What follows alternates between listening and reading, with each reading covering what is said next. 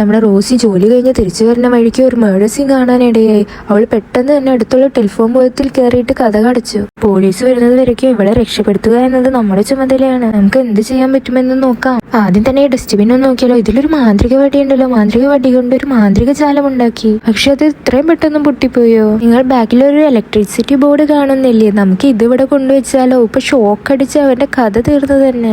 ഇയാൾ നമ്മൾ വിചാരിച്ച പോലെ അത്ര നിസ്സാരക്കാരനല്ലല്ലോ. ഈ കിളിക്കൊണ്ട് എന്തെങ്കിലും ഉപകാരപ്പെടുമോ എന്ന് നോക്കിയാലോ. ഷെടാ, ഈ പോലീസ് വരുന്നില്ലല്ലോ. നിങ്ങളുടെ പിന്നിൽ ഇതുപോലത്തെ ഒരു സൈക്കോ കില്ലർ വന്ന് നിങ്ങൾ എന്ത് ചെയ്യും? അവിടെ മുകളിലിരിക്കുന്ന ഈ മേഘം കൊണ്ട് ഒരു തടസ്സം ഉണ്ടാക്കി നോക്കിയാലോ.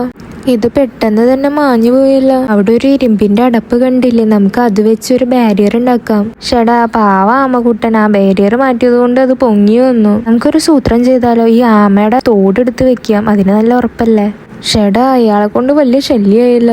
ഇനി നമുക്ക് ബാക്കിലിരിക്കുന്ന ആ വാട്ടർ പൈപ്പ് ഒന്ന് വെച്ച് നോക്കാം. അതുപോലെ തന്നെ ആ ബെഞ്ചിന്റെ വടികൾ കൊണ്ട് ഒരു മതിലുണ്ടാക്കി നോക്കിയാലോ. ഇതൊന്നും നടപടിയാവില്ല. അവളെ ബാഗിൽ വല്ലതും ഉണ്ടോ നോക്കിയാലോ. ഇതിലൊരു സെല്ലോ ടേപ്പ് ഉണ്ട്. ഇത് വെച്ച് ഒന്ന് ചുറ്റി നോക്കിയാലോ. ഇങ്ങനെ പോയാൽ ശരിയാവില്ലല്ലോ. നമുക്ക് എന്തെങ്കിലും സീരിയസ് ആയിട്ട് ആലോചിക്കണം. ആ ഡെഡ് ബോഡി ഒന്ന് മറച്ചിട്ട് നോക്കിയാലോ. ഇതാ അയാളുടെ കഴുത്തിൽ നല്ല ഉറപ്പുള്ള ഗോൾഡ് ചെയിൻ ഉണ്ട്. ഈ ഗോൾഡ് ചെയിൻ അത്ര വേഗം പൊട്ടിക്കാൻ പറ്റില്ലെന്ന് തോന്നുന്നു. അയ്യോ, ഇനി എന്താ ചെയ്യാ? അതാ മരത്തിന്റെ പൊത്തിൽ നിന്ന് ഒരു അണ്ണാൻകുഞ്ഞ് വന്നിട്ടുണ്ടല്ലോ. അവന് നമുക്ക് ഈ താഴെ കിടക്കുന്ന മച്ചിങ്ങയൊക്കെ എടുത്തു കൊടുത്താലോ. ഒരു കില്ലാടി തന്നെയാണല്ലോ.